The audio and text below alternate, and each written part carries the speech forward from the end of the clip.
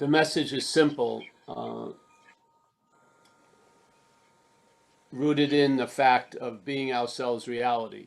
See, if we're speaking from non-duality, the fact of non-duality is being ourselves reality. Yeah. So obviously, it's very difficult to align how we feel all day and how we react and how we take ourselves to be what would be deemed reality. Yes. So it's a pretty huge contrast. So in a sense, one's got to go.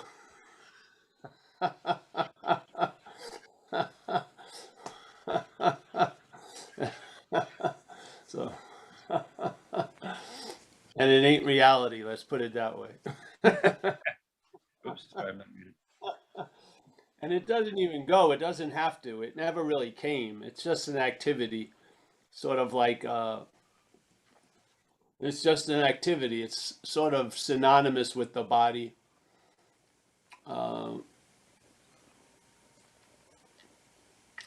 the brain interprets everything to the body. The memories are of a body, and actually a lot of people's dreaming at night are of bodies, yes? So the body orientation is the primary habit, so to speak.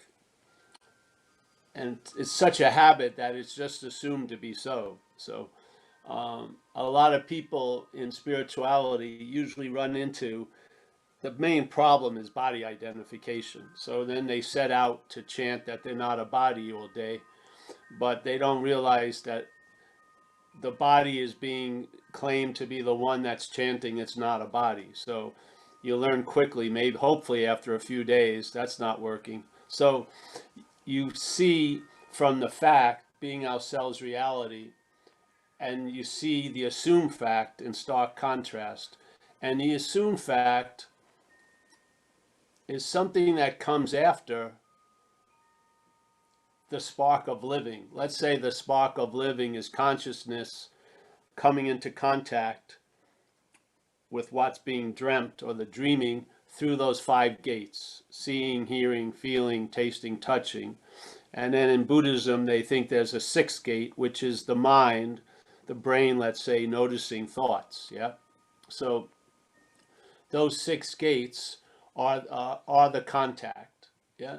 Now something comes after that contact, and when it comes after, it implies that it's before. So obviously, believing what comes after is a denial of what is before. Yeah. This is the dilemma. Like in the Course in Miracles, they say that firm in faith that we are this something else that we've made up, we're in the act of denial of what we are. Now, most people wouldn't feel like I'm actively denying what I am right now when they're eating some food or something. They may be, I'm not in the act of denying what I am, but in fact, that's what's going on. By the obsession with self, that can trigger an act of denying what you are. Yet, the great gift and the great joy and the great disarming quality of the message of non-duality is being ourselves reality. Yeah, it's such a beautiful sense. And from where we stand, from what we're not, we can't understand that. We can't grok it. We can't experience it. We can't know it.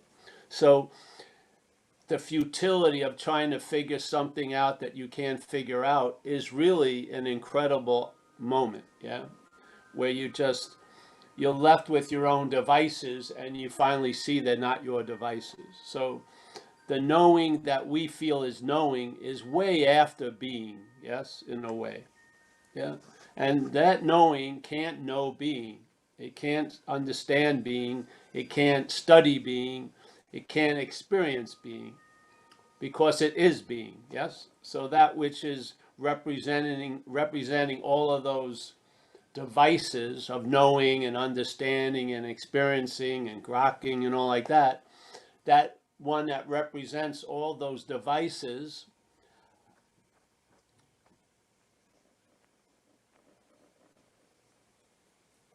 cannot arrive at where it already is.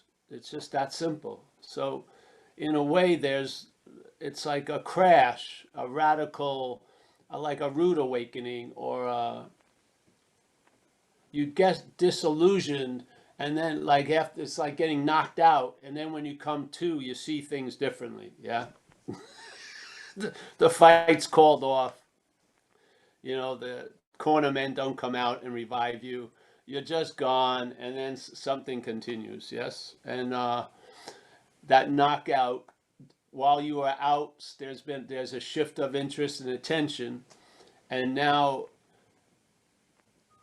there's more interest and attention on what we are than what we're not, basically. Yeah, and that's the deciding factor. It can be maybe 50% 0.0001, but that's more than enough. It tips the scales, and then more and more you realize what you're not, and more all these understandings and the way you go about things and time and all this stuff that was taken to be so true, taken granted to be so true, come under stark contrast from what we are. And you see, basically, all the understandings I've ever seemingly had were misunderstandings based on the idea that I had them. Yeah. So I found the greatest value in satsang is to hear the warnings of how that failed system will regroup and re-engage and reassert itself. And also that it has nothing to do with volition. You're not choosing to be doing that. Yeah. It's mechanical. Yes. So now, if there's a relief of you, the last thing that's going to really get that is the programming. Yeah. So you're going to have the story of Paul as an action figure, but instead of devotedly listening to it, there's a hearing of it as if it's a radio in the other room. Yeah. And you've realized my interest in it being a radio in the other room made it even louder. So you've recognized one of the fundamental conundrums, which is I can't set out on a course to lose interest. That would be interest in me setting out on a course to lose interest. Yeah. So you can't get out of that once you're in. Once you take it yourself to be in, there's a drive to get out. Yeah. But the real out is before the in. Yeah. The real freedom from bondage of self is before bondage. It's not after bondage. Yeah, it's before it. Basically, being ourselves reality brings about all those qualities. Yeah, the freedom from the bondage of self is inherently, innately available. Why? Being ourselves reality. Yes, there's no need to look for what we already are. Why? Being ourselves reality. Yeah. Any looking for it is a blindness to it. Why? Being ourselves reality. Yeah. Basically, that's the underlying stone of non-duality that everything else gets rubbed on. Yeah. And you see through a lot of shit. You thought it was solid, but it isn't solid when it comes up against this presentation, this directive, this invitation. So non-duality, like we talked about earlier, there isn't like Buddhism and non-Buddhism. There isn't like non-Judaism and Judaism. There isn't, I'm a non-Catholic practicing non-Catholicism. And then there's Catholics practicing Catholicism. Yeah. But there is something called non-duality. Why is that? Yeah. Because it's not denying one thing, it's denying both aspects. Yes, it's denying the subject and the object. It's not just denying the object, it's denying both. It's a negation of the whole way the dream unfolds as the dreaming continue. Yes, it's negating that. It's not saying, all right, Catholicism and non-Catholic. No, it's negating. Yes, subject object. It's negating this and that. It's negating awake, not awake. It's negating clarity, non-clarity. It's negating all that. It's basically saying there's only one fact, and it's not of two. Yeah. It may appear as two, but it's not of two. So The best way to arrive at where you already are is realize you never left. And how can you realize you never left? You realize you're not that which believes it's left. Yeah, that's it. That's the key. You don't question, did it leave or didn't it leave? You just question, is there anyone to freaking care, basically? Yeah.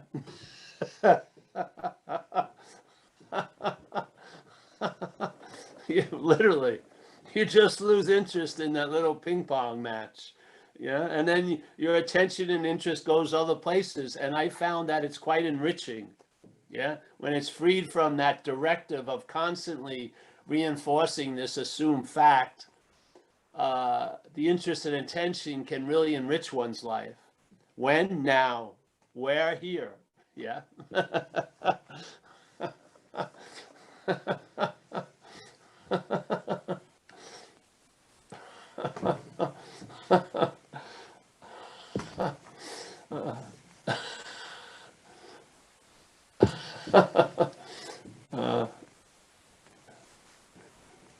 See, I meet a lot of alcoholics and drug addicts who tell me it's definitely over, and then they call me up after they're drunk.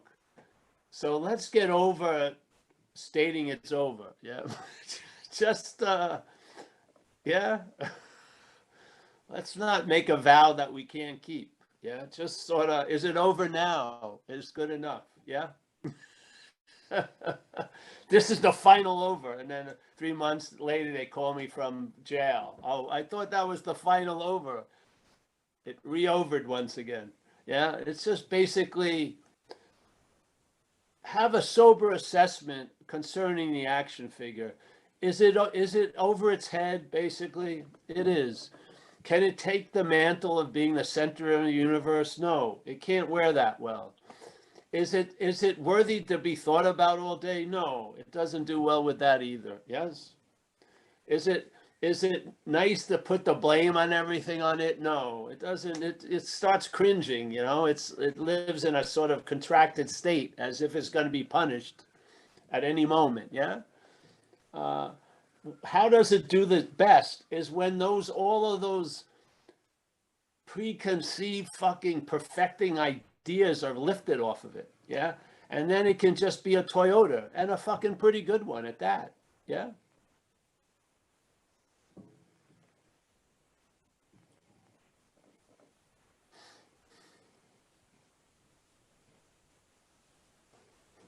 You know, there was some people I knew, they would go out in recovery and get loaded. And then I would meet them the first few times, and they'd go off on explaining me how it happened, and I know exactly why and everything like that. And then I realized after the third time, that phase that seemed to be after the active problem arose was part of the fucking problem. They just talked about something as if they knew how to control it or somehow. And then after like the fourth time, I said, I don't want to talk to you about alcoholism. Yeah. I want to talk to you about going to the next meeting.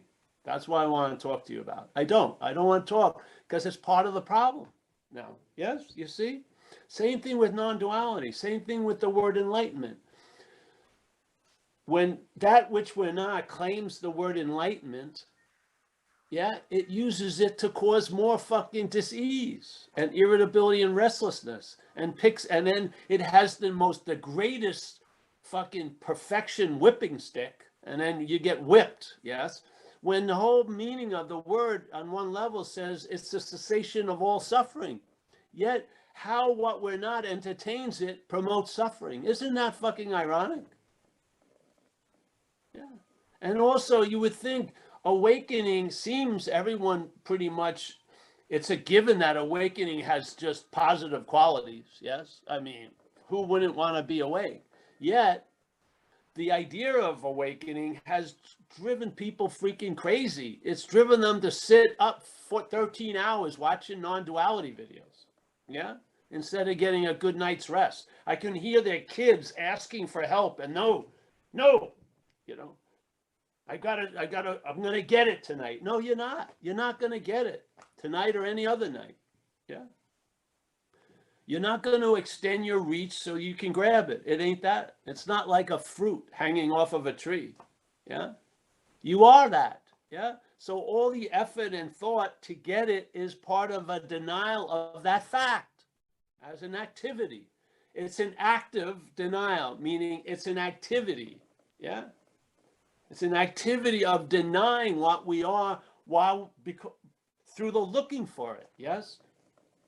Now, I can see that could be very valuable because the looking for it's going to fail you. And after years of beating yourself up for not being a good enough meditator or something else, maybe one day between the whipping stick hitting, there'll be a reckoning. You'll see something. Yeah. And then all of that failure will have had value.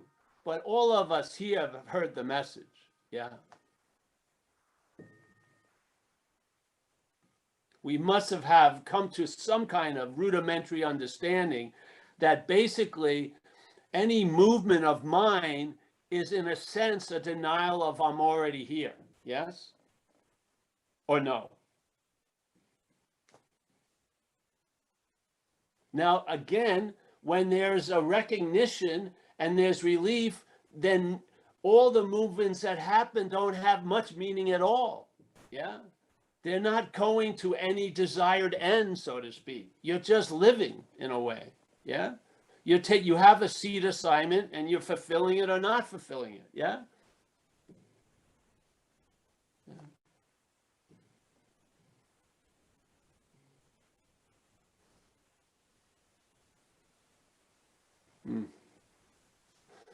So the first movement of the mental activity is to claim what consciousness, let's call it consciousness, let's say awakeness, what awakeness allows it to contact, it claims, yes? And even awakeness, it claims, and it implies that you're the one who's awake, yeah? You're the one who's the doer, you're the one who's the thinker. Once that's established, it just repeats it over and over again. So basically, it knows there's going to be a whole lot of doing going through this body. There's going to be a whole lot of seeing. There's going to be a whole lot of hearing. So what better way to remember myself by claiming to be the seer, the hearer, and the doer? So every time there's a doing, there'll be that bell of doer will ring. Yes. Every time there's seeing, the bell of seer will ring. Yes. And that ringing will override almost any other message, basically, because you're getting it gonging all day. Yeah. Every action, there's an implicit undertone to it that you're the doer of it. Yes.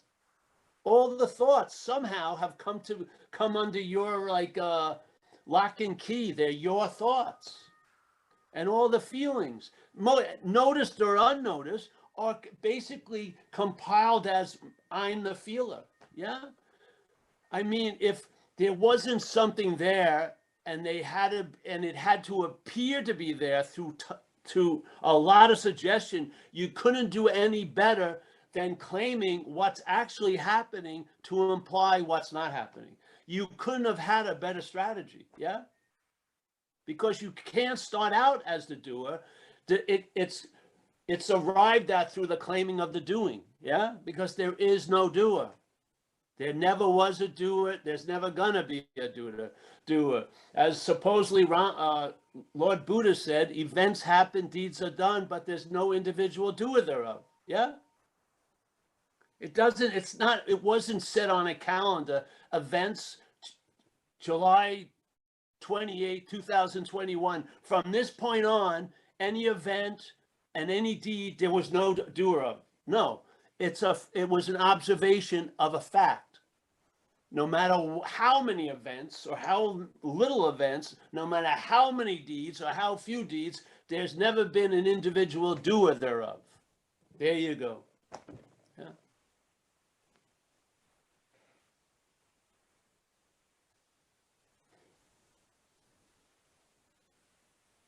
See, the back door of most spiritual activities is the front door of non-duality. We're starting at the point that we have already arrived. Yeah. We're not in a process of arriving anywhere. We're negating or questioning that whole idea that we're somewhere else and we've got to get to LA. All the while being in LA. Yeah. And the funny thing is, in time, the head gets more invested in the story to the point it never want to let that story go. Yeah. We had the old story about the pooper scooper in recovery, which is, I'll try to give you the shorter version, but this guy has a beautiful, beautiful yard, and a lot of his life is based on it, and some of his finances, he rents it out for weddings and shit like that, and lawn bowling contests. So one day, and he loves to run around the grass in the morning dew with no shoes, and he jumps off this one day and he lands on some shit. Yes. So he gets back onto the porch, cleans his feet, and that never on. Then he wears shoes from now on. Yeah. Then he keeps walking around, and there's a lot of shit, and it's starting to really smell. So he cancels the Friday wedding that he was going to have, and then suddenly he goes out like 6 at night, and there's more shit. So he gets really bummed out, and he goes back in his house, and he just pulls down the blinds, and he decides to watch, like, bluegrass commercials or the Kentucky Derby and shit. And he starts yearning for how it was with his lawn. And he starts bitching about it to people, and other people agree. They're bitching about their lawn and they can't use it anymore. There's way too much shit in it. So then he decides, he sees an ad on the internet about a pooper scooper, and he figures, if I get pretty good at picking up this poop, at least I'll get maybe a 3-by-7-foot piece of land for a little while, free of shit. So he starts doing it, and he shares at these meetings, and the other people start buying pooper scoopers. And he says, listen, I got the best pooper scoopers, buy mine. And now he's using 2 at a time. He makes YouTube tutorials. He becomes a circuit speaker. He's got a leather jacket with Mr. Pooper Scooper. There's a lot of investment in his solution to the shit. Yeah, a lot. And he's got a lot of respect and pride. People looking up to him, getting his book autographed and shit. Scoop no more, whatever. And then, so suddenly somebody comes in and says, hey, I heard you had a problem. He goes, no, I'm a master of the solution. I can pick up shit faster than anyone else. So the guy goes, okay, well, if you're interested, just get rid of the dog, I mean, that's where the shit's coming from. Get rid of the dog, you won't have any shit. So you think you would be really keen on that solution, but there's a huge investment in his solution. Yeah, it's his whole life is based on it. All his friends he met at the pooper scooper meetings and shit like that. So there's a hesitancy for the solution, yes? Coming from the mental state, like Anu shared about the other day, and other people. Yeah, something resonates, and then there's another aspect that's fucking thinking it's Armageddon. Yes? Well, this is the thing. Yeah, the system will do almost anything to keep reinforcing the system. Yeah. And it doesn't come into stark contrast. You can practice Buddhism and never get to this idea, because I did, really. You'll maybe get to non-self, but you'll be thinking it's the ego or something. All the while, you, as what you're not, is completely intact, going through Buddhist retreats, fucking ceremonies, shit like that. It never gets touched. Yeah. But then you run into non-duality, and it brings all that's conveniently hiding into stark contrast. Yeah. And you really get to see what you're not. You do. You see the activity that presupposes itself. The activity takes time, and then it presupposes itself to be before time. Yes. It's the whole ingredient of the magic trick. Yeah.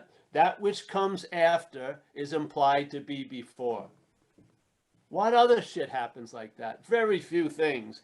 But the production of the idea of you comes after. It takes time. Yeah. Yet it implies that it's before. Yeah. And therefore we have a fake before, and now the real before may become a goal to the fake before. And we'll hunt and search for the before as if it's after, you see? All the while being the before. The head will make the before after and look for it. Yeah? How's that going to work?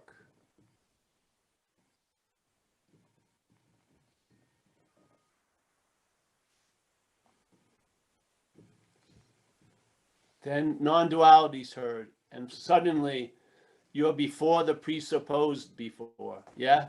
And you see the activity that's doing all the heavy lifting, so to speak. This claiming and this production of a sense of you as the doer, the thinker, the feeler, the taster, and the constant reinforcement of it, and all of the memories of you as a body, and all of the future worries of you as a body, yeah? And you get to see it's all much ado about nothing, really, yeah? It's tons of huffing and puffing, but it doesn't say you're becoming self. It says you already are one. Yeah?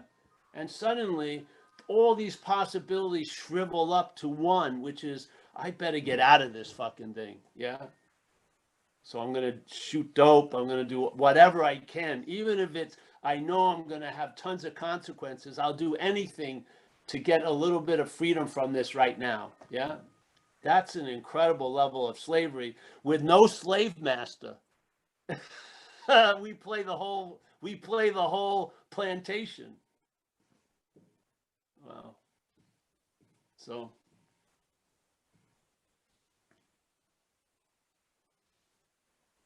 here we are. Yeah, there you go.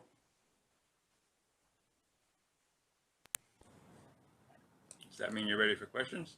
That means, well, I'm never ready for questions. That But yeah, yeah, does that mean you've tied it up?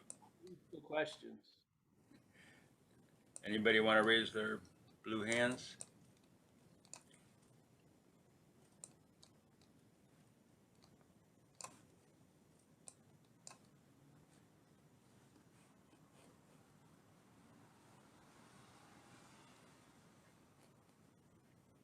Great. Gio, hi Gio.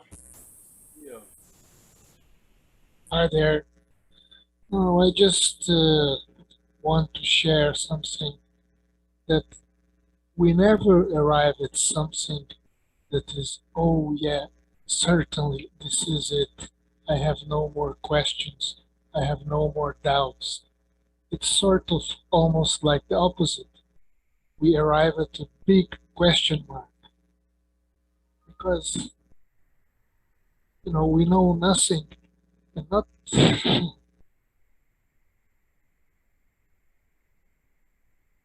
It's a big question mark and not an arrival to certainty. Yeah, I think that's all I want to say.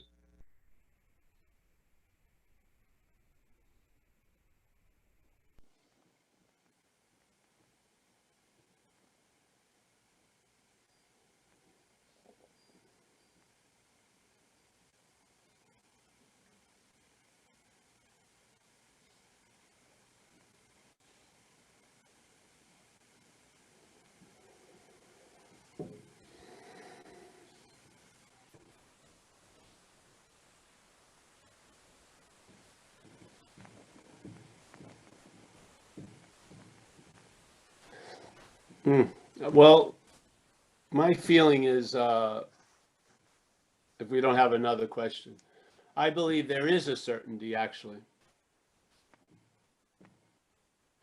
there is a certainty that I would capture as the last answer in a way. You can be certain about a failure of a failed system. You can, yeah. You can recognize the futility completely of using what you are to look for it. You can, definitely. There's certainties there. The living from that certainty is a question mark. The real certainty here is uncertainty, but there is a certainty before all of it. Yes, that's how it seems with me. Yeah. Yeah, no, I wouldn't deny certainty. Just that I wouldn't deny both of them, certainty and the big question mark. Because it's Yes. Well, the big question mark stands in and of itself. It's not like an opposite or a contrast to certainty. There's just not knowing is the true knowledge, definitely, for sure. Yes. But certainty about uh, there's a lot of certainty, yeah, Yeah, available. it's a question mark that does not demand an answer. Is what? It does not ask for for an answer. Yes, Answer. yes. And the mental state has an imperative to know. Even if it's wrong, it doesn't matter. It wants to know, which is the antithesis of the fact here. Yes, yes. Yeah, that's in Zen, the highest form of mind is I don't know. Yeah, don't know. That's always chanting. My friend is a Zen sword master and from Korea, and that's always says, don't know, don't know. So yeah, yes.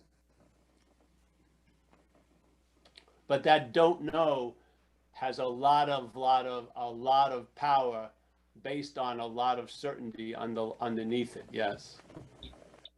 Yeah.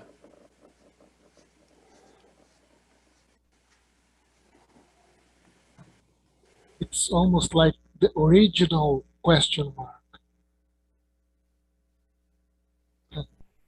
Well, yeah. Well, if you're not interested in knowledge, then basically, yeah, you're not looking for a period or an exclamation point.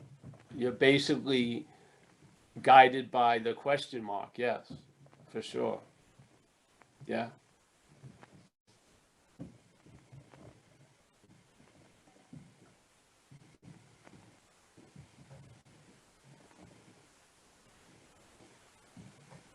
See, you never wanted to know. There was a wanting to know that was claimed to imply you. Yeah. The bondage of self isn't self bonded to something, it's the claiming of something and then implying a self. Yeah. Yeah. It's sort of like driving in Australia and driving in America. Yeah. Australia, all you need to do is remember, stay left, because you're on the left side of the road that in America you're on the right side of. So, in a way, that's how it goes. The idea of self, trying not to have knowledge, is completely backwards. There's maybe a statement trying to have knowledge, and that is used to claim there's a self. Yeah. If you could just see that, like just to have the clarity of the beginning and end of these activities instead of having the end as the beginning, yeah, it would allow more relaxation in the uncertainty, so to speak. Yes. Yeah.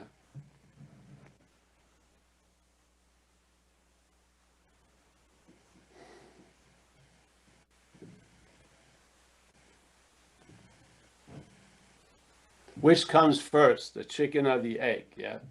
Which comes first, the doer or the doing?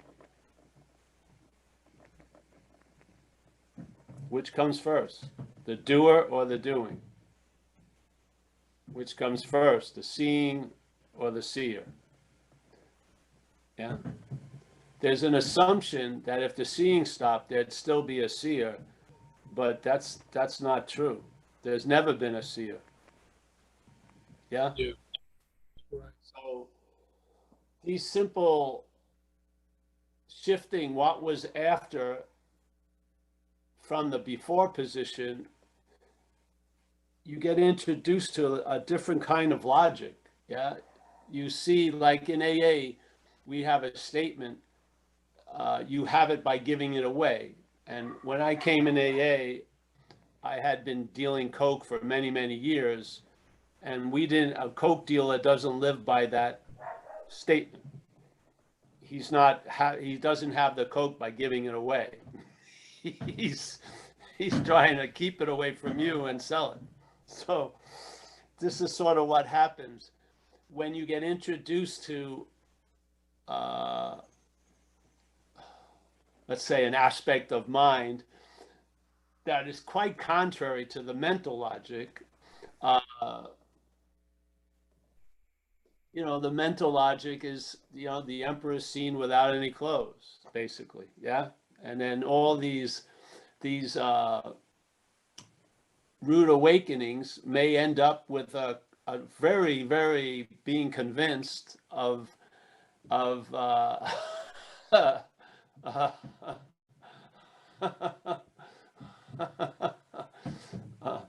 the great wisdom of no escape. You just realize you can't get out of what you're not in. It's just it's impossible. Yeah.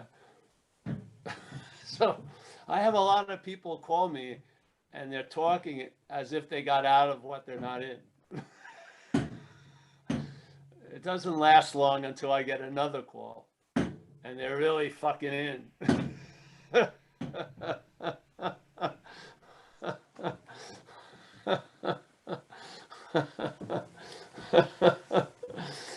Yeah. So it's not a giant Rose Day parade to realize you've never been in. Maybe they throw a parade if you finally got out, but there's no parade for realizing you've never been in. But there's something that's really a nice quality, which is a stability from that point of I've never been in. Because with the belief that you finally escaped, you're going to believe that you can unescape, and then there's going to be need for more escapes, and it's going to go boom, boom, boom, boom, boom, boom. Yeah, that goes on the whole day long. Yeah. Yeah. So, but the realizing you're not in doesn't have an opposite. Yeah. It doesn't go into the house of mirrors of in and out. Yeah. You're not in. Yeah. Yeah. That's all. It's a flat negation, and it's not a two-sided negation. Yeah. It's just you're not in. We're not talking about out. If it's good or bad, you're not in. Yeah.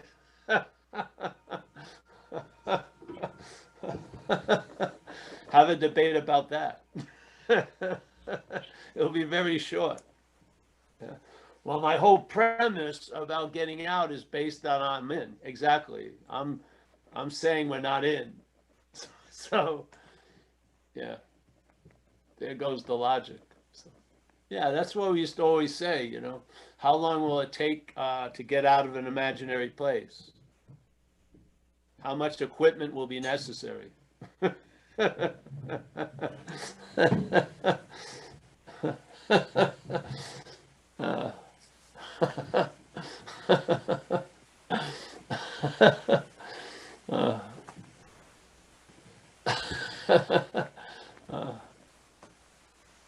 Yeah.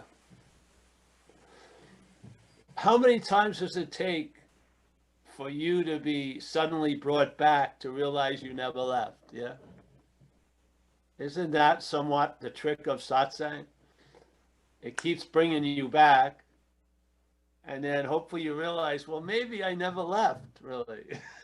I hope after 10, 20, 31, 800, whatever, they're going to be provided. But basically, you haven't left as many times as you thought you've left. You've never left. You've always been there.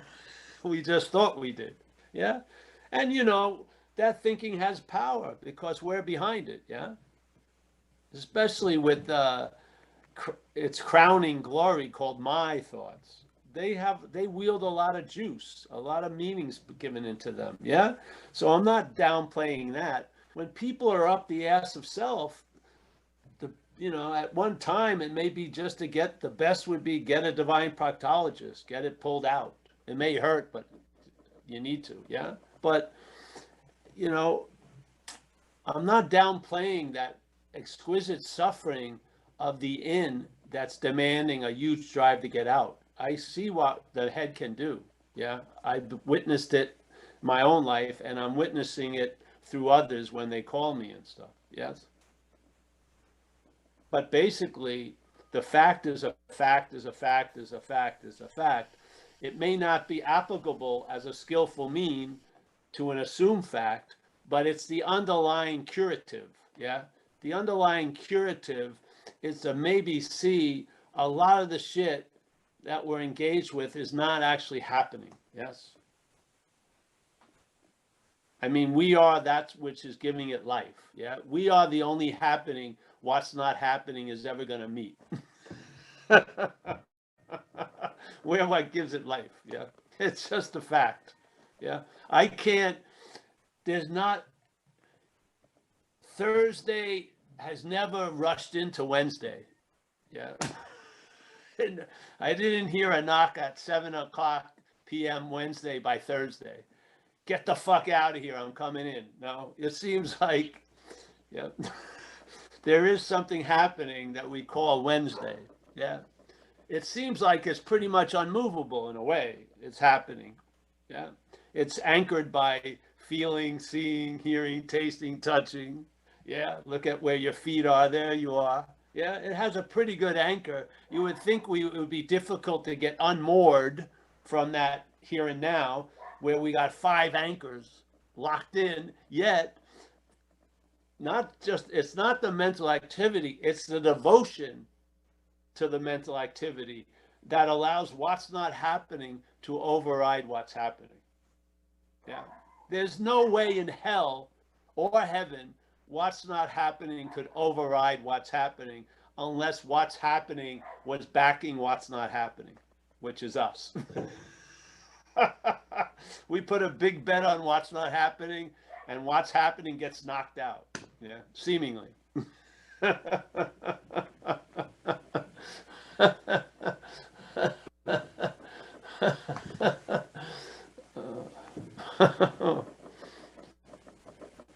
Yeah.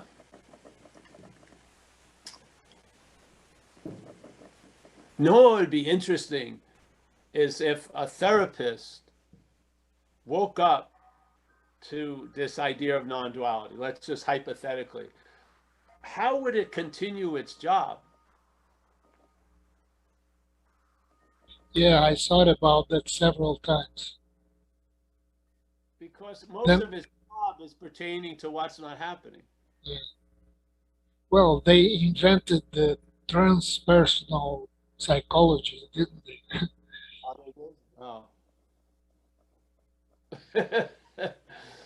I It's don't a know. theory. It's just, yeah. That's why I always joke about, specializing in what's not happening. I'd have I'd only have to work 1 day a year pretty much. I'd have 60 people come in, each one of them thinking they were going to get an hour. They'd start bitching about what's not happening. I'd say, Mr. Smith, that's not happening. See you next week. I'd get 60 people in 1 day. I wouldn't have to work the rest of the year. You can't, I swear, if you throw the dart that most of the concerns someone's seemingly completely engaged with and just guess what's not happening, you're probably going to have a pretty high ratio of success. Yeah. You're mostly going to hit what's not happening. Yeah. Yeah. Doesn't that tell you something? With 5 anchors here and now, I mean, seeing, incredible, hearing, pretty convincing, feeling, a little bit dicier, smelling, I can give you that, sort of weak. What's the other one I know? But seeing and hearing are pretty enveloping, don't you feel? Yeah? Seeing is the most, it's used the most to verify that we're separate, long-lasting, independent entities. Hearing is interesting because it's vague. You don't know where it's coming from, which is nice, yeah? I like hearing a lot. But you would feel that would, you'd be here, don't you think? Wouldn't you? I mean, you're feeling your ass right now here. I'm not sitting on Saturday. I'm sitting on Wednesday, yeah, with a cushion. I'm feeling that now, yeah. I'm feeling it was hot here today, yeah. So I'm a little, and humidity, which we usually don't have, and I'm hitting a wind's coming in. I'm feeling that, yeah. It's not singing a song of Saturday, is it? The wind isn't singing, I'm from Saturday. No, it's now. It's rustling what's here. Yes. I don't, how can we be so lost, seemingly? Yeah. Could you imagine if you were pinned down to a place 5 ways? They had you like with like stakes, both hands, feet, and then when someone came to see you, you'd be bitching about next week. I mean, give me a break. You'd be fucking saying, release me now. Yeah? Pull this stake out of my hand. But in a way, isn't that the case?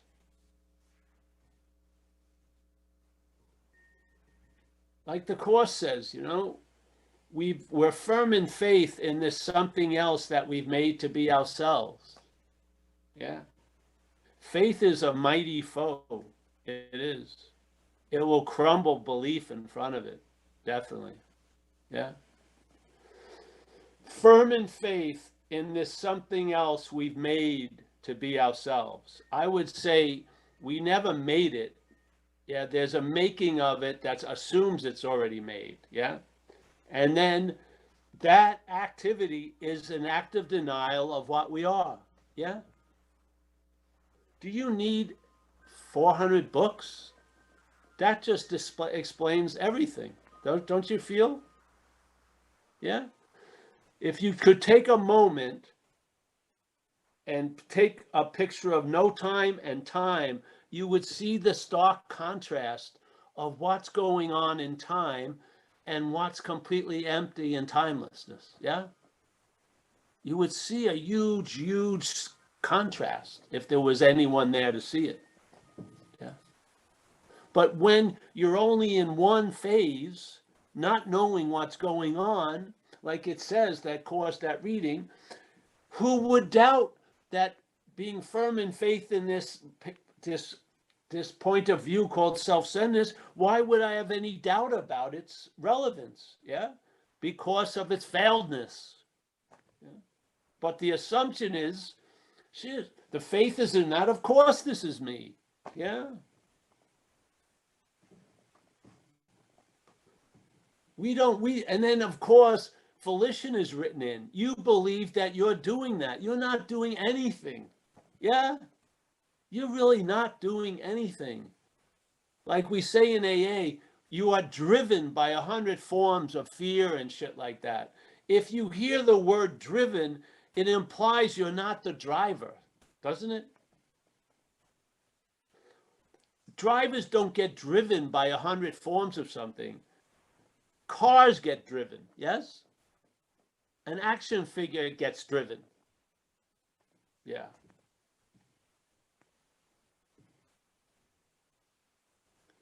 The leap of faith is in that world of what's not happening. Yeah? Right now, there's an ability to enjoy peace of mind. Who says if it will be there later? This is how the head works. Yeah? So,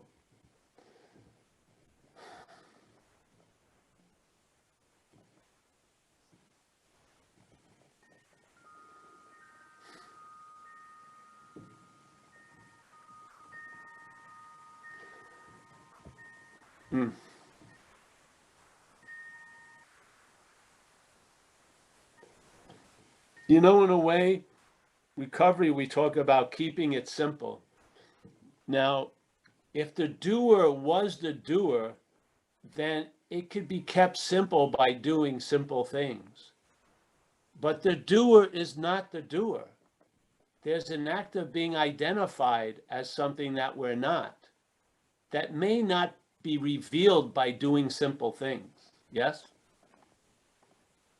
Usually something has to happen to the person, maybe a trauma or a fucking white light experience, or they have to hear it through a functioning of satsang or read it or something, yes?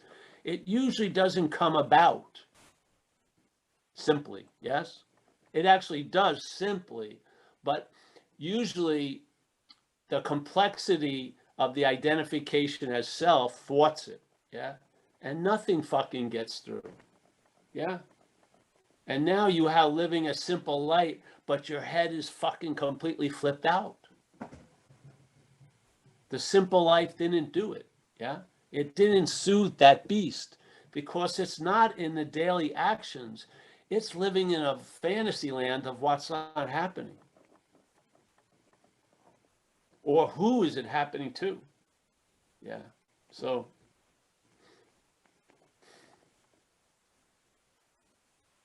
anyone else, Mike? No hands. I'll read 2 comments about therapists from Christy. I'm a therapist. You serve others and don't worry about it. What?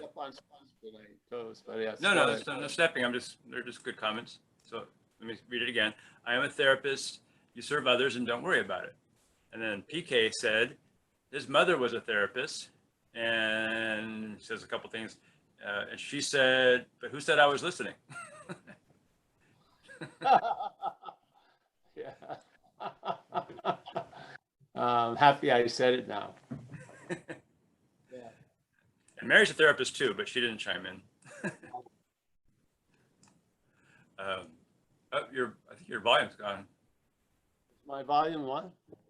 You dropped off. Oh, no, there we go. Yeah, it's as high as it can be, bro. It's better. Anyone else? No? We're over? Patrick Kingsland. Oh, Patrick, yes. Leader. Patrick. Hey, Paul, how are you, brother? Oh, good. Oh, Patrick, my friend from back east. Yeah. Paul, when you're selfing, or you're, like in AA, you riff on like that seemingly hopeless state of mind and body. What do you do? Do you just like let it run its course, or do you have like a prayer that you do, or do you take a breath, or like what is your like action when you find yourself like you're completely aware that you're just like stuck, or like in the riffing, in the selfing? Is there something that you do? No, it's the language, but the way it was presented, when Paul's selfing, but there's never Paul selfing. There's selfing that is used to imply a Paul. Yeah, yeah. So I don't have any rote answer. It would have to be in the moment. Yeah. What I'm gonna do or not do. Yeah. Yeah. But it's really what's become very beneficial because of my slacker nature. I don't have to do anything. Yeah. Which is cool. Yes. You're doing something sometimes feeds, or it ups the ampage of the light on the show, so to speak. Yeah. Yeah. You Okay. know? But Yeah. then you're up the ass of self. Serenity Prayer is an incredible prayer, I feel. Yeah. It gives you a very clear understanding in like 30 seconds. That's pretty damn good. Yes. And if you get the habit of saying it, there's something else just not even in the words. Your own cadence will be assuring. Yes. Okay. And then taking a breath is always cool. Usually when people get anxious, their breath shortens, so it's nice to elongate it. Yeah. And the process of breathing is the only process that's half voluntary. So you do seem to have a say in the breath. You don't have much say in beating the heart and pumping the blood, but in the breath, yes. Yeah. So yeah. But Thank God there isn't Paul selfing, or Paul would probably feel terrible right now. There's just selfing, yeah? That implies a Paul. Yes, yeah. Yeah. I've been on a good run lately. Yeah. I haven't had to crack the glass and get out the skillful axe. Yeah. A lot of things just do and undo themselves without much attention. Yeah, yeah.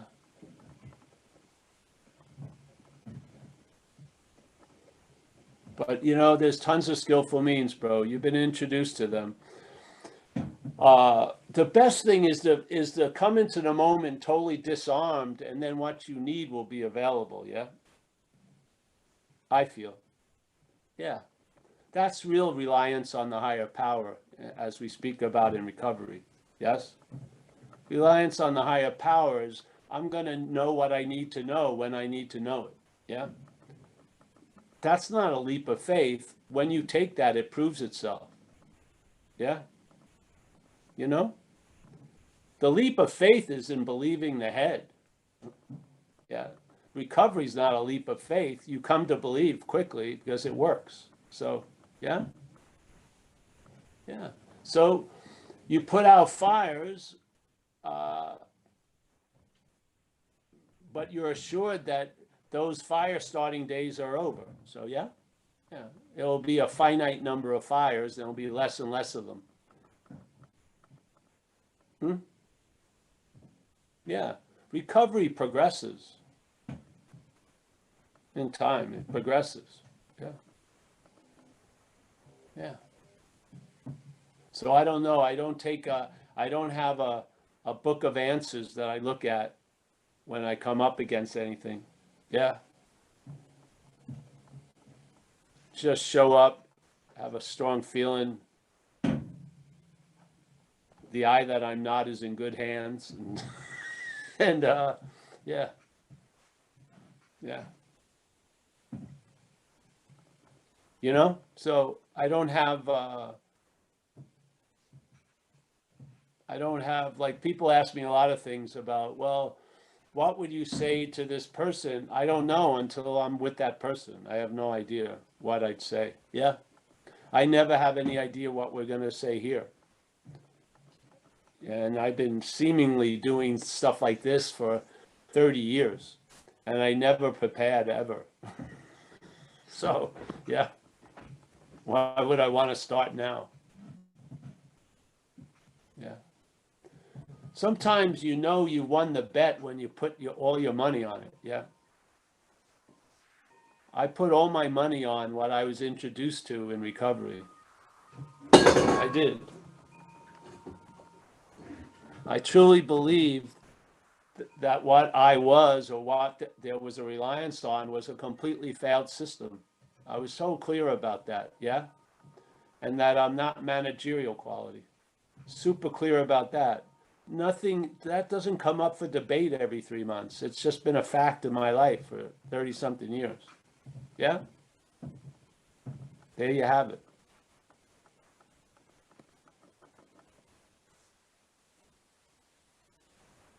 The proof is in the pudding, and in this case, the pudding's called Paul. Yeah, but the proof is in the pudding. Yeah. Yeah. You've been introduced to these ideas. Have faith, and then you'll see all the faith you have in those old ideas that don't work. Yeah? And maybe by telling the truth, something will move the faith from the failed system and put it into the infinite. Yeah? And you will be the better for it, and so will others. Yeah? Yeah. All right, bro. I'm going to go to the next character. No other characters. Well, we can end if we like to. Oh, there's Linda. Are you back in from Hawaii already? No. No, she hasn't left. Oh, today. That's right. Wait, no, she does. She went yesterday. That's right.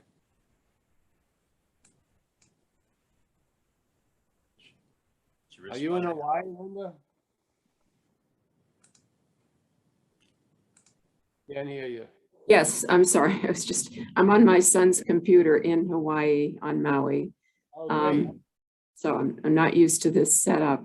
Yeah, I'm here in the same area where Amelia is. We haven't run into each other yet, but we might. And I just wanted to say thank you for Saturday. I want you to keep an eye on her and report back. I want to know.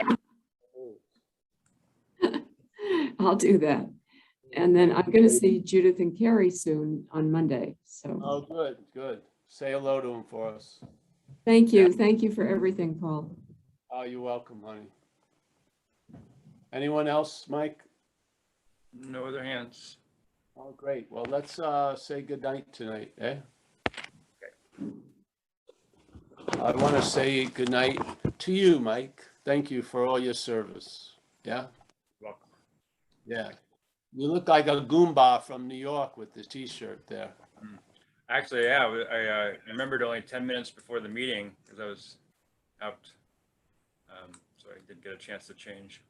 Oh, all right. Well, yeah, we do have a dress code, so yeah, please. All right. Well, I was actually up your way and it was hot. Yeah, it is. It's hot today. Yes. All right. Let me see. Kerry. Oh, Kerry and Judith. You're going to have a threesome with Linda, a little trio. Sounds good. There'll be Can't more. wait. There'll be more coming. Nice. Keep them coming. We're ready. Then bit slap migration.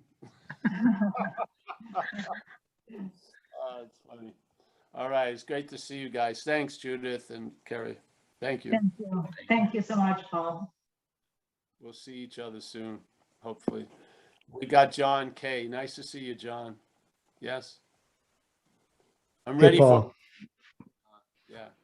Always a pleasure, Paul. Huh? I said always a pleasure, Paul. Thank you. Nice to see you. We got Robert, my main man from New Zealand. Nice to see you, Robert. Thank you, Paul. Always a pleasure, Robert. Really, I'm hoping I can meet you someday. Yes. When we come back to Australia, we'll stop in New Zealand, hopefully. Yeah, I'll go to Melbourne or something. What? I got family in Melbourne. Come to Melbourne. You'll meet John W. down there and some other characters. Yeah. We got Ashley in Dallas. Nice to see you, Ashley. Yeah. We got Clifford from Chiang Mai. Nice to see you, Clifford. Hey, Paul. How are you? And you, man? Good. How's I'm it being going? bugged. I'm being bugged. Those Aussies, I understand. Yeah, for sure. It's rainy season and they're out in, you know, it feels, I was thinking about this yesterday. I must have got 20 bites on my legs. And to the head, it feels like there's one mosquito who's got it in for me. Yeah. It feels like the same mosquito who's got a grudge on me. Pretty large and slow now. Yeah. Well, I remember when I used to go around Asia, and when you rented a guest room, the first thing you looked at were the screens. Yeah, yeah. They get in, and then they just fly over you all night. Yeah. You always got to check the screens out. Yeah. Good to see you, Clifford. Thanks, man. We got Donna M over there. Nice to see you, Donna. Yes. John W from Melbourne. Yeah. We got, Kenneth from Vancouver. Nice to see you, Kenneth. It's always a pleasure to see Kenneth. I love that share, Kenneth, when the talks were helping you when you look into Buddhism and stuff. I always like that idea. Yeah. Yeah, actually, I have another question, but I didn't ask because I think it's not within this topic. Well, shoot for it. Let's see. Okay. I remember you said something about Trungpa Rinpoche. What? you mentioned in your last Zoom meeting about Trungpa Rinpoche. Oh, Trungpa Rinpoche, yes. Yes, and how he wasn't very kind to his disciples, even though he was quite enlightened or awakened. I know he had a drinking problem or a Yes, drinking. and Yeah. other issues that that was within the tradition, that he had some problem with his disciples. So I'm just wondering, is it because was it because the action figure listened to the message, but took it to his advantage? Well, of course that can happen because it's always looking for an advantage. He says it in the first page of that book, Cutting Through Spiritual Materialism. But he uses what we call selfing. He used the term ego. And he says, be very clear that whatever the ego is brought into contact with, it will try to take advantage of. Yes? Yeah. So yes, so let's say power or reverence is coming at you, yeah, because of the message. Well, the construct that thinks it's the messenger may get somewhat addicted to that energy, yeah? And then power can give, you can get away with murder and spirituality, you know that. That's right, yeah. So that's why, you know, we're body centric, you know, and it's easier to see the messenger than the message, yeah. But I feel completely that which is moving through us isn't of us, yeah. It isn't a thing, yes. And so some people may have an enlightened period, but I don't believe there's anyone enlightened, so to speak. Yeah. You know what I mean? Yes, And yeah. some beautiful stuff can come through any type of vessel it wants, really. Yeah. I've heard incredibly wise stuff from an active alcoholic on the streets late at night. Yeah. He didn't say that. Something said it through him, though. Yeah. So I don't think that something said it through them. I don't think that's a phenomena. I think it's the norm. Yeah. Okay. There's always something's moving through. Yeah. Yeah. And it could be that something that's going through, but it could be only once or twice. It doesn't have to be frequently, right? Exactly. Or it could be all day and not be put to use as a seed assignment, for sure. Yeah. Okay, yeah. Yeah. Thanks, It's just, Paul. see, what form could formlessness take? Any form. Yeah. Yeah. How could something look that doesn't look any way? It can look any way. Yes. Yeah. So that's the thing. This was a big thing. I had a big example of that when I was young. When I was young, I read these books about Don Juan by Carlos Castaneda. The first few, yeah. There was a set, I think, of 7 or 8 books. I was like 15, 14 years old, 13 years old.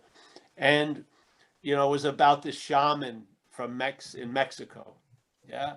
And they were doing drugs and shit, but the drugs weren't the point. The drugs were good for people who are really out to lunch, to whack them into some semblance of being here. But it would be more advanced, yeah. And I really got a lot out of those books. And then years people try to attack Carlos Castaneda, the guy who wrote the books, to prove that he was a fake and there was no Don Juan. It didn't matter, yeah. I got a lot out of it. Yes. Yeah. Yeah. That's the whole point. You make everything what it is to you.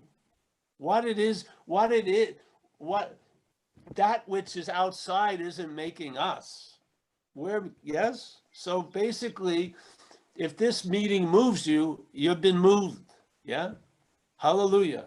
If you hear something bad about Paul, which will never happen, obviously, and shit like that, why would you want to throw out that message because of the failings of the messenger? Yes, it's insane to me. Yeah. Yeah. Yeah. So, yes, that's what keeps you alert. As Gio was saying, the uncertainty, you're never going to know when you're going to hear something. Yes. You may hear it from a bird. You may hear it from an appearance. You may hear it from a speaker. You may hear it from some fucking sound in a babbling brook. You never know. Yeah. So, yeah. But I remember when I was young in AA, I realized I wanted things. Yeah. But I had a picture of how they should look.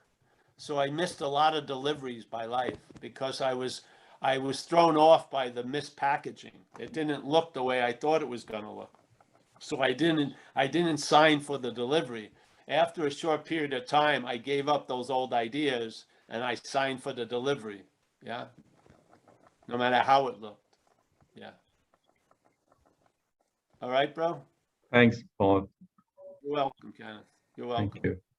Anyone else? JP? By hand. We got Michael C. His thing is darkened. Tommy, he's got the same color screen. We got Sarah and Alex. There they are. Yes. Yeah. The reigning and future queens of the Hudson Valley. There they are. Yes. We got Gio, our little Hein Po in Brazil. Nice to see you, Gio. We got Dana, but it's a D-E. Dina, right? It's nice to see you, Dina. Thanks for coming tonight. Yep. We got Anu, who I'm always happy to see. Anu, if you have any movement to come to the meeting Saturday, we're going to have it at the house. Oh, yeah. Saturday's meeting at 1:30 will be at my house in Novato. I think Mike posted it up on the website. Yeah, I would love to come, Paul. Thank you. Hmm? Look forward to seeing you again. Thank you. There's Cecil. Nice to see you, Cecil. Yes, there she is. We got Sanda. Sanda. Yes. We got Patrick, a friend of mine from back east. Patrick, you okay somewhat? Oh yeah. Hey, Paul, thank you. I love you, man. Good to see You're the you. best, Paul. Yeah, thank you. Yes. Love you. Let's repeat that. You're the best over and over again. Yes. I like that. We got Zlatko and we got Janine. Nice to see both of them. Yeah, they are.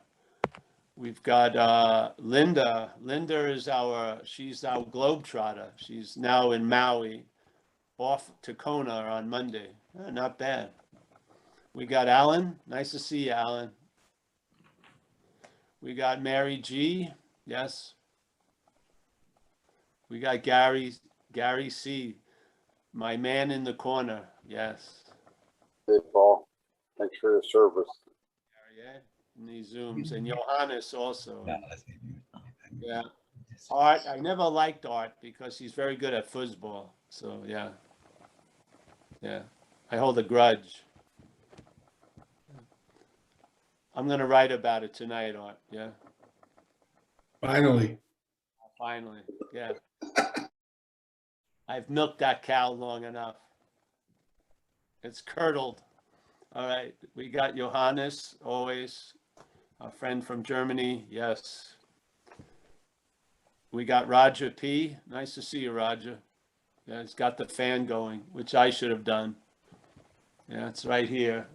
Not fanning.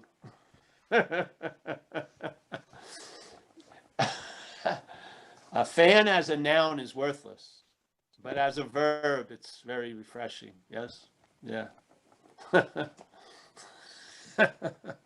We got Jacob from Seattle. Jacob, yes, you know, you're a lifetime member of Zen Bitch Slap.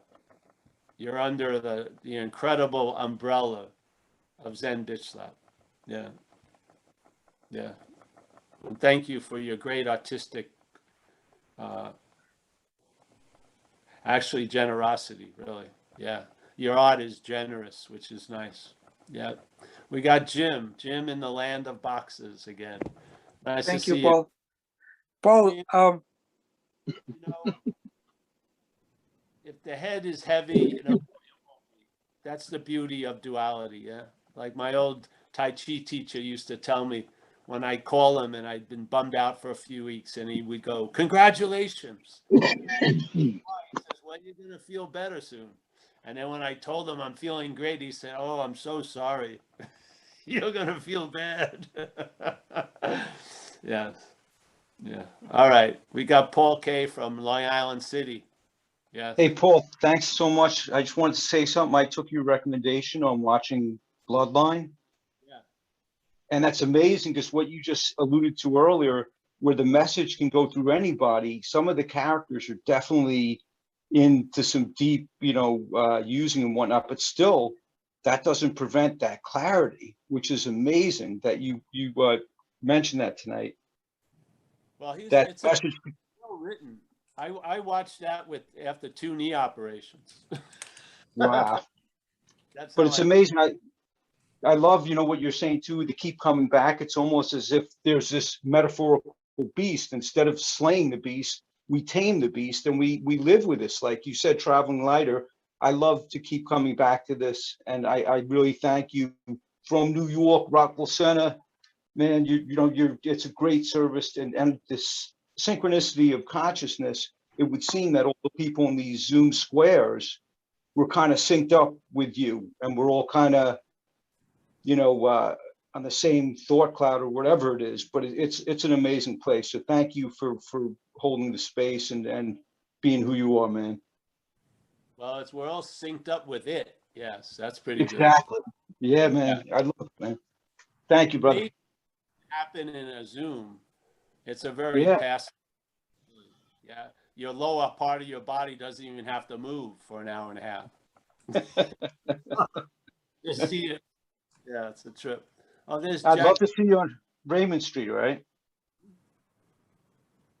I missed that last part, Paul. I said I wish that if you had one of the meetings back out in in RVC, Long Beach Road or somewhere. Yeah, maybe But one day. hopefully, or when you come out east, I'll definitely be looking for you, man.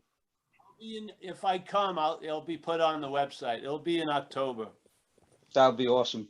Thank you, my man. Out in Jersey, definitely in New York City and stuff. Yeah. Forget about it. Barrington. All right, brother. Good to see you. Jack G made an appearance. Yes. Yeah, and he actually has his hand up, so yeah, he's been waiting patiently. I couldn't hear you, Paul. You're dropping out again, but Jack wants to say something. All right, Jack. Paul, it's really good to see you live. I was actually watching Tuesday's meeting, and at the end of it, you mentioned it, this meeting. So I jumped on live, but it's really good to see you, man. Although right now all I can see is Mike, but I don't know why that is. Let's see. It's not on my phone. Fading out. Yeah, so I don't know. I was just thinking, I guess it's more of not really a question, but like maybe something you could riff on a little bit. Or maybe it is a question. You might have a different conclusion than me. And I was thinking in terms of the, I know this isn't the step meeting, but in terms of the spiritual awakening in the 12th step in AA, which I think is the same as awakening in every tradition, including Buddhism, is relief of the bondage of self, the spiritual awakening they're talking about. Yes. Well, that's Okay. what attributes. The attribute is from an already always condition. Yeah. Yeah. One of the attributes of it will be a loss or in the obsession with self, a loss of interest in that. But that what is deemed as a spiritual awakening is a constant activity. It's a spiritual awakening every second. Yes. There's no noun to be found in it. So as Ramana says, it's always realized. So always realized would be an incessant spiritual awakening. Yes? Yep. So, yeah. And, you know, they use other terms, which is, you know, a personality shift or a psychic change. Basically, just the distribution of interest and attention. There's a loss of interest in self, and then there's a gaining of interest in, let's call it spirit, and then that's sort of like the spiritual awakening. So it's like you were asleep as spirit, and now that seemingly asleep spirit is awake to the fact that it's always been awake. Yes? So that to me is the spiritual awakening. It's spirit awakening out of a dream of not being awake. Yeah. So, yeah. Do you know what I mean? So the spiritual, we are the spirit taking itself to be Paul. Then there's a spiritual awakening, which is always available at all times. Not for Paul, and it's not Paul that had a spiritual awakening. There's just spiritual awakening. Yeah? Yeah.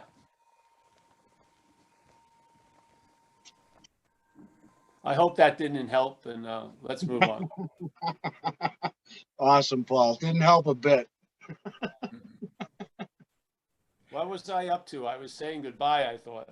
Yeah. Yeah, I think you should have gotten everybody, and if you didn't, wait 1 second, because there's one thing people want to know, like Jim, the August schedule. So basically, I guess, when will you be away? Assuming August 26th.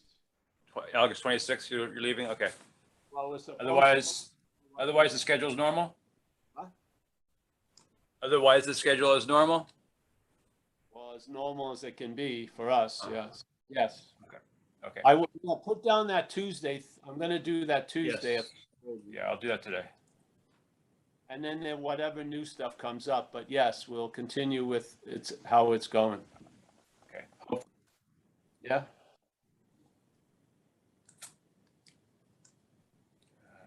I like it. I'm enjoying it. So it's cool. I'm happy to see people like Art, who I haven't seen in a while, and Jack, and Z, who I see a lot, and Paul K. It's a pleasure. I really like that attribute of Zoom. You can zoom into seeing people that you'd like to see, but you have obstacles. Yeah. You just go on Zoom, and there they are. Yes. In miniature version, but you know, whatever. You know. And you missed saying goodbye to one person. Nick is on by phone. Hey, Nick. Oh, Nick, our friend Nick. Nice to see you, Nick, or not see you. Try to come to the house, Nick, on Saturday. Yeah. All right, Mike. That's it, eh? Yes. I'm on a 7-day retreat. Amelia and the kids are in Hawaii. Yeah. It's hard, the first day of retreat.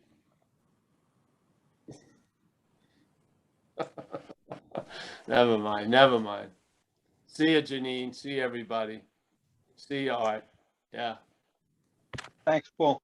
Hey, nice to see you, Alex. Nice to see the other beauty queen. Yes, there she is, Sarah. Hopefully we'll see each other sooner or later. Yes. All right, guys. Nice to see you, Ashley from Dallas, everybody. Judith, as always. Kerry. Judith is going to be like Judith and Kerry are going to be like the Statue of Liberty. Okay. Take all of the worthless people from Zen Bitch Lab. I'm flowing in. All right. Nice to see everyone. Adios. Thanks, Paul. Thanks, Thank you. everybody. Bye. Thanks, Paul. Thank you so much.